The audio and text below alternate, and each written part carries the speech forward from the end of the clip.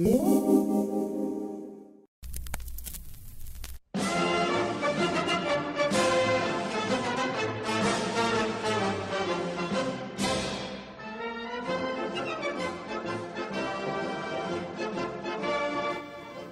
last, a voice for the people who pay big government's bills, not the people who make big government's bills. You are listening to Speaking of Taxpayers, sponsored by the 362,000-member National Taxpayers Union. I'm your co-host, Pete Sepp.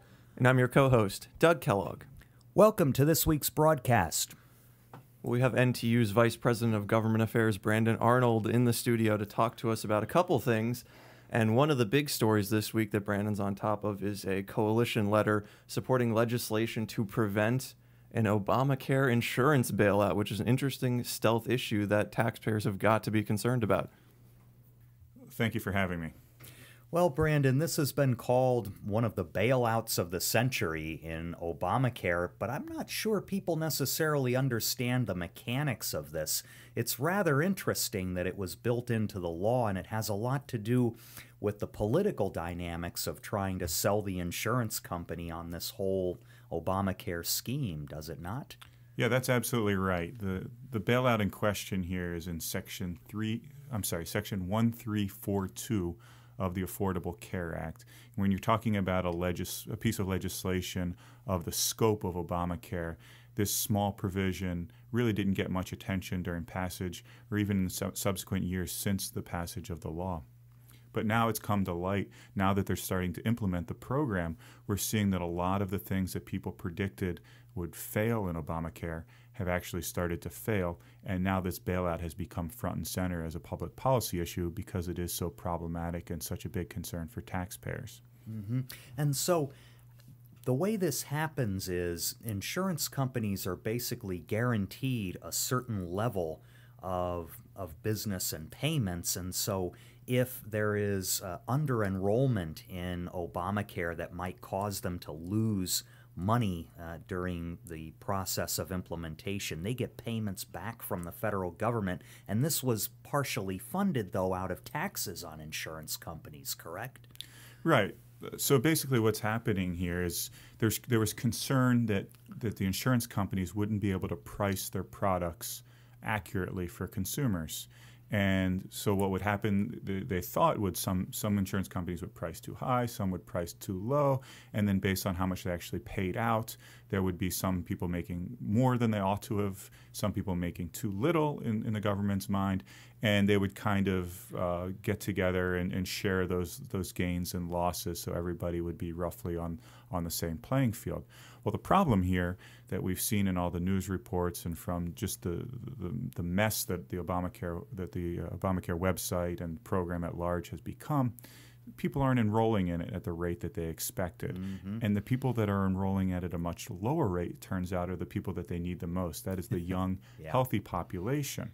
That's what the insurance company needs. They need those people that are going to be paying into the system but collecting little, if nothing, out of it, to help pay for the more expensive population, the older demographic.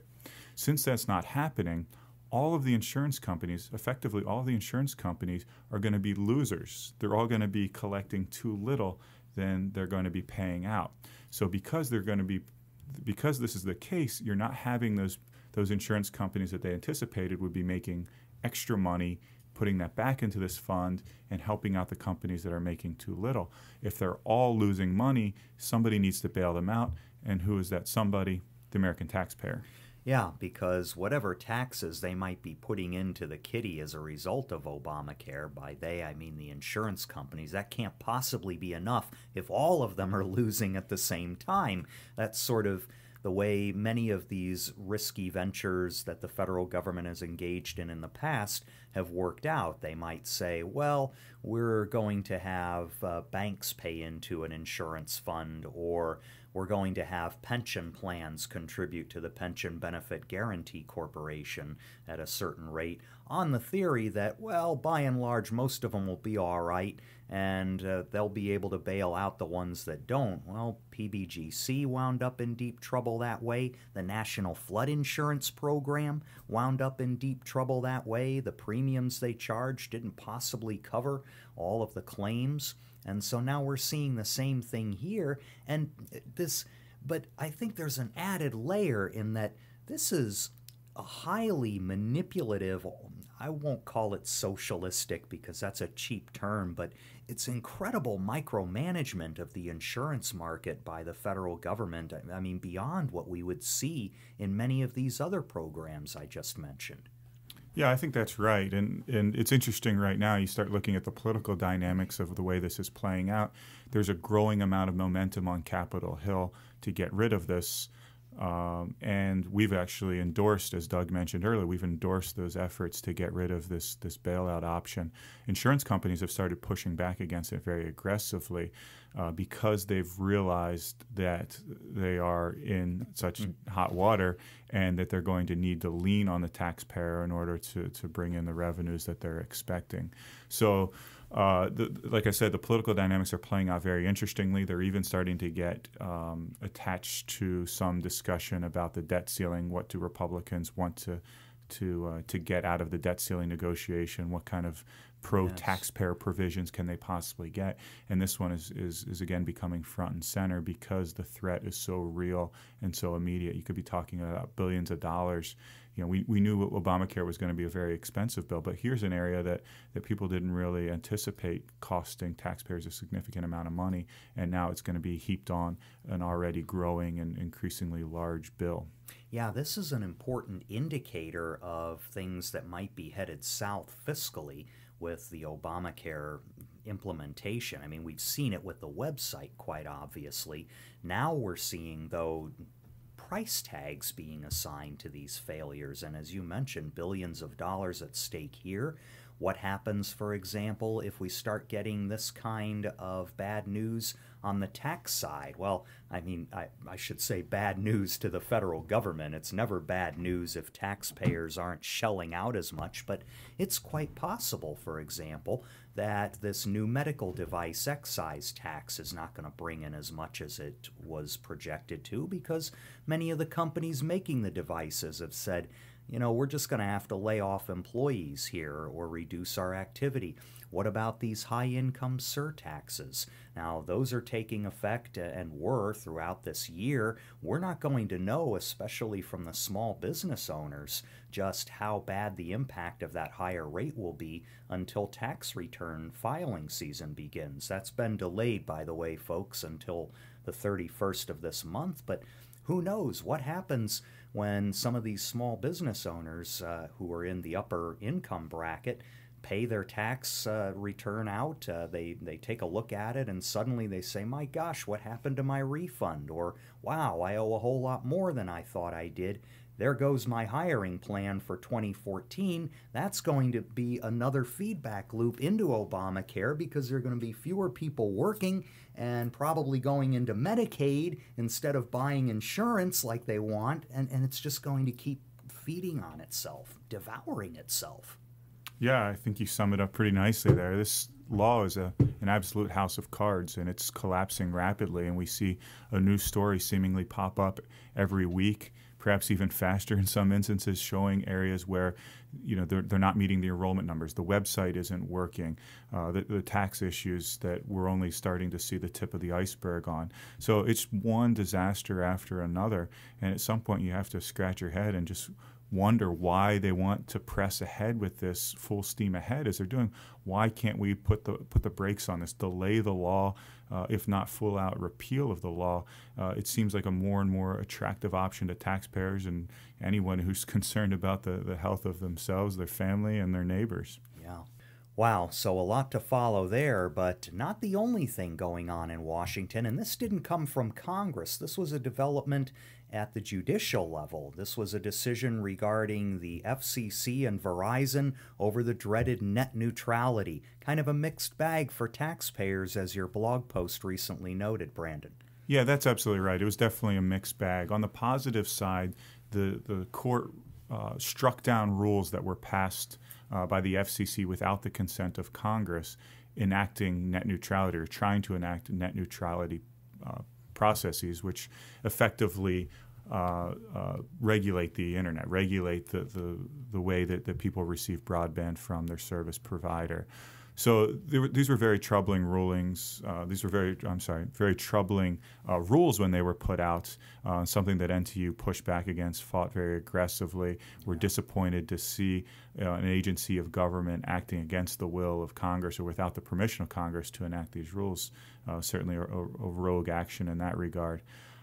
So what the ruling did was the court ruling struck down the proposed rules, which was a win for taxpayers, a win for market-based policies. But the troubling part was buried in the court's decision was also the notion that this agency could regulate the internet in other ways. So it may open the door for further regulation. There wasn't much in the way of specifics saying it's going to do X, Y, or Z.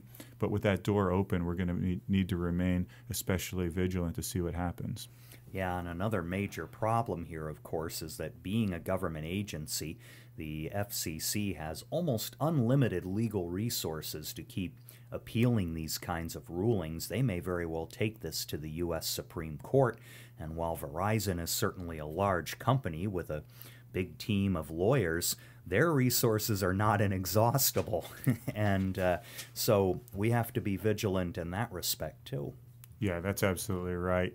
At the end of the day, the FCC is a very powerful government agency with a huge budget, and even though there's a lot of private sector concern, a lot of huge businesses, not just Verizon, of course, but many other internet service providers that want to provide their business in a free market environment.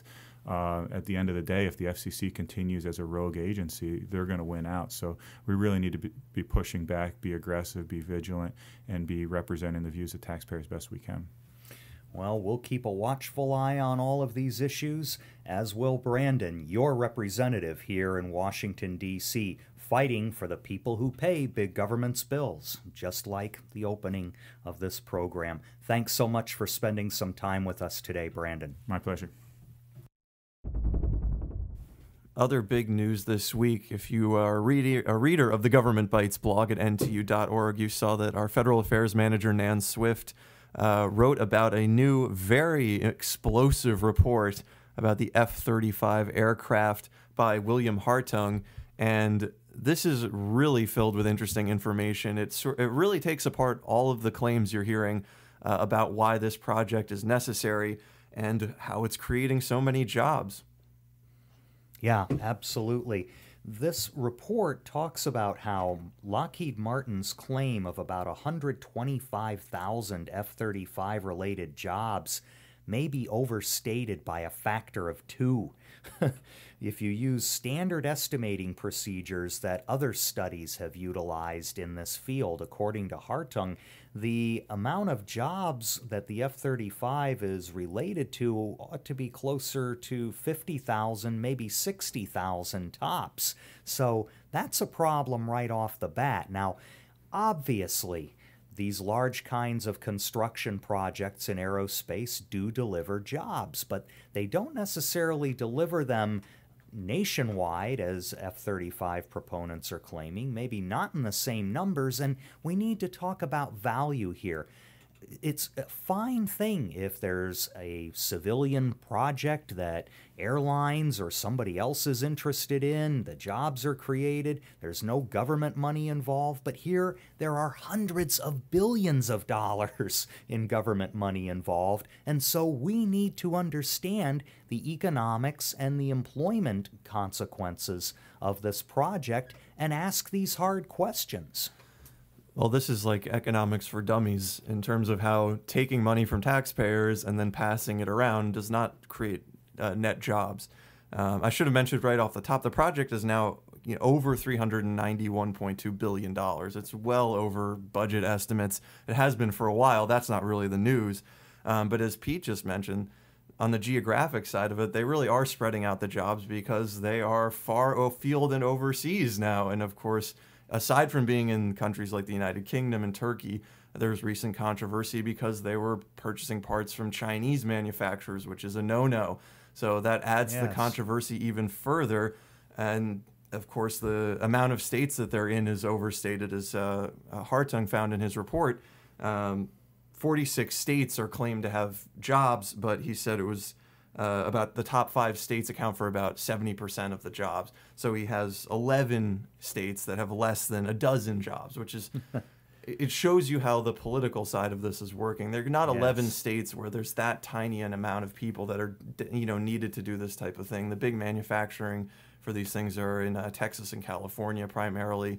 And it's these political distribution of jobs adds even more inefficiency to a project that is clearly not high on efficiency. Yeah, and I wouldn't doubt, and I can't prove this, so I'm not saying it's necessarily true, but I wouldn't doubt if there were more lobbyists from these 11 states that have hardly any jobs visiting senators' offices from those states or for those states than there were actual jobs in those states. You can imagine Montana, West Virginia, Delaware, Nebraska, North Dakota, Alaska, Hawaii, Louisiana, Wyoming, Iowa, and South Dakota. If they all of those together had fewer than a dozen F-35 related jobs in each state, you're talking about maybe 130 people at the most. And I'll bet you there have been at least 130 lobbying visits to those offices saying this is a great project. Yeah, and that's the unfortunate side of all this is the over budget project is not living up to estimates on job creation. So this is a really, really big report. Definitely check it out at Government Bites at ntu.org and read the full report. It's another digestible one that'll give you a lot of information that average folks just do not have. Well, switching from some big federal issues to the states, happy to welcome in Lee Schalk, our state affairs manager, for his first podcast of the year. And Lee wrote a really interesting blog that is going to be upsetting to taxpayers. Unfortunately, a lot of bad news for taxpayers so far. In West Virginia, they have introduced a bill that seems to blatantly raise wireless taxes in order to fund the Department of Tourism. Yeah, thanks, Doug. Well, it's 2014 again, and of course, we're playing more defense on behalf of taxpayers. And as you mentioned, in West Virginia, a new bill has been proposed in the Senate that would raise taxes by $10 million on wireless companies in order to fund West Virginia tourism.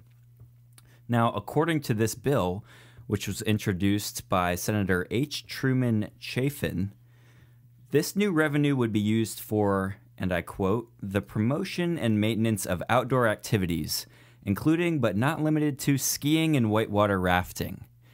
Now, I don't think it takes a rocket scientist to figure out that skiing and whitewater rafting have nothing to do with wireless companies or taxpayers paying their monthly Verizon, AT&T, whatever their wireless company of choice is, paying that monthly bill.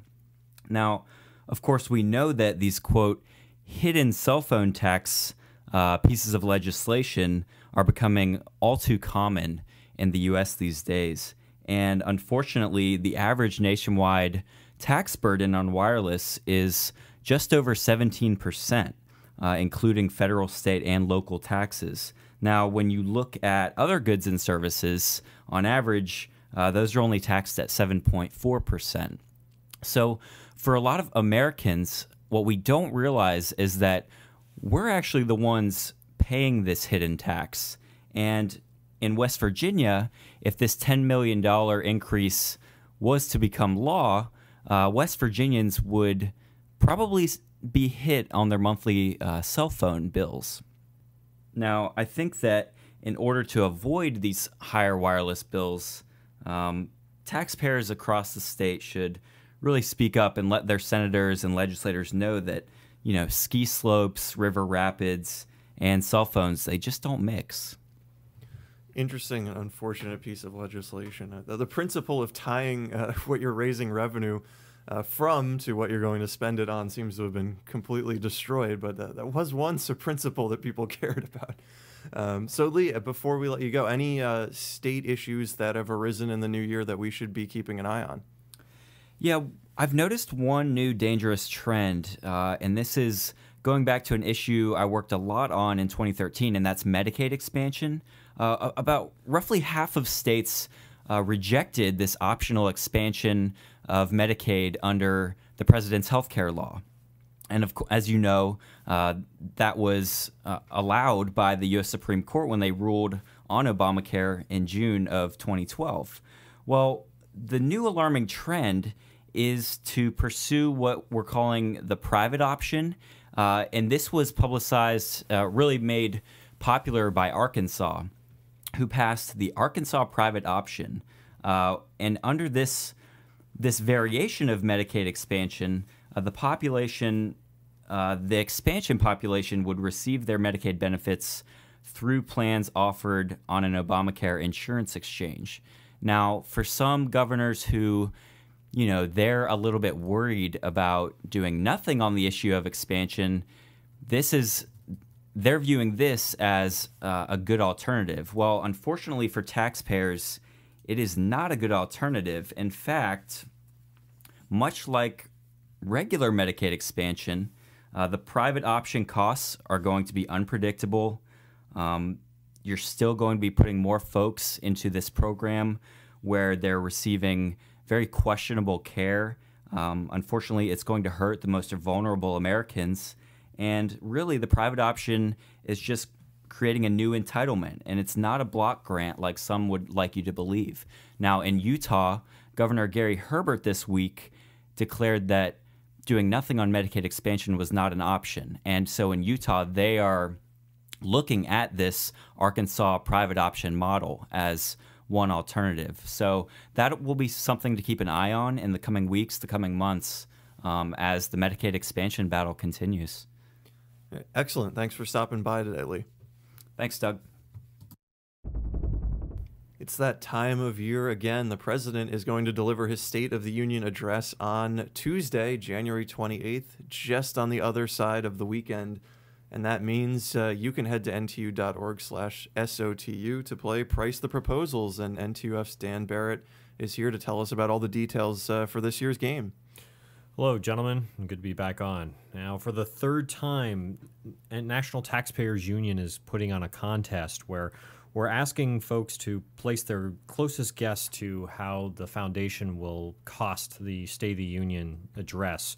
And without going over, if you get the closest guess, then we have a couple of prizes that we'll be sending out to you. They include a $50 Visa gift card, a one-year subscription to Reason Magazine, or we've put together a special Team Taxpayer kit with a whole bunch of bumper stickers and some shout-outs and some literature from the National Taxpayers Union and Foundation on how to get the word out. And on the night of the speech, we will be doing a whole bunch of different coverage points. We will be hosting a live chat room on the Government Bites blog. We will be live tweeting using the hashtag SOTUCost, that's SOTU cost, and on our Twitter accounts, both on NTU and NTUF. And then we'll be posting some questions and discussion on our Facebook page. Yeah, absolutely. And listeners of the podcast are probably familiar, but NTU Foundation does an analysis of the President's State of the Union speech every year where they take everything he's mentioning and try to figure out, if it's possible, how much that will cost. And the total amount is the price that you have to bid on properly to win these prizes. But it's definitely a lot of fun. And if you're watching the speech, also make sure to join us on social media, as Dan said. Yes, in the previous year, the National Taxpayers Union Foundation's line-by-line report found that President Obama proposed almost $100 billion. It was something in the $80 billion range per year in spending increases. Now, this year and in previous years, for our line-by-line analysis, we do look at nonpartisan information, mostly from the Congressional Budget Office, Government Accountability Office, and some congressional sources. And so all the numbers that we come out are pretty much what is going to come out in what these guys would be proposing. And just wanted to give you guys a heads up on the deadline. The Price the Proposal contest you need to enter in by the night of the speech on January 28th. That's this Tuesday, and you need to enter in by 10 o'clock. But go ahead and head on over to www.ntu.org/SOTU, and it's only just a couple of questions. We're just looking for how much you think the so too is going to cost. And then for a tiebreaker, we're wondering how many standing ovations that will occur during the speech. All right, thanks, Dan, and we'll look forward to playing the game on Tuesday night, maybe a little bit more than how much the speech ends up costing taxpayers.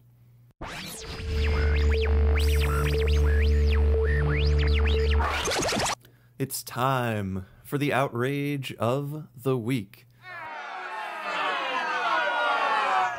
Presidential travel costs are a big topic with NTU Foundation. So we thought we'd bring you this interesting highlight from Paul Bedard in the Washington Examiner, who writes about a Judicial Watch finding from a Freedom of Information Act request on how much the president and the First Lady and the vice presidents travel cost the Secret Service last President's Day. So this is 2013, and it is a big number, $295,000 plus.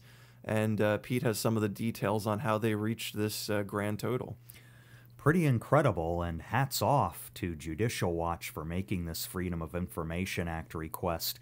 It's important to understand that because the Secret Service, like its name implies, does a lot of very confidential things to protect the president, we may not have the full picture of all the Secret Service costs that go into what's called protective custody or travel or services. So Right. Still, these are some enlightening figures. The president's trip, for example, that was a golf trip to West Palm Beach, and the Secret Service spent almost $100,000 on its own on flights, rental cars, and hotel rooms. The First Lady, well, they took a trip to Aspen, Colorado for skiing, and that was almost $82,000.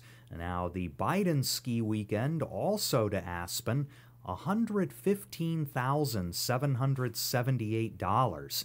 And when you take a look at these figures, Doug, you find a lot of the money is going not necessarily to flights. There was a fair amount of that in the president's total, almost a third of that near 100,000, but accommodations is the huge one, almost $48,500 for the president's trip. Again, almost half of the expenditure.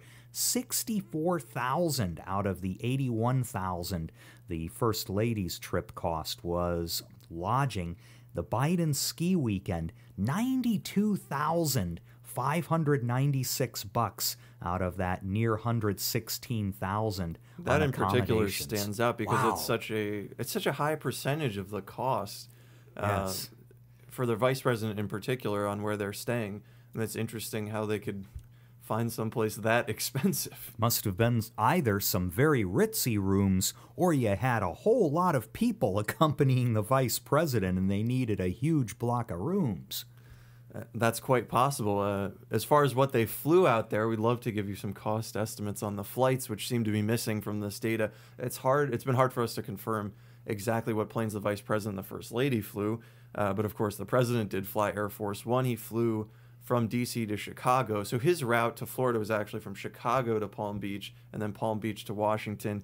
And just using a very conservative estimate like we've done in the travel studies of the cost per hour of operating Air Force One, those flights probably cost over $721,000. And again, that's a conservative estimate. So it's pretty safe to say that given the actual time it takes to taxi and slow down and speed up and the bumps you hit in your trips, it probably costs more to operate Air Force One during those trips.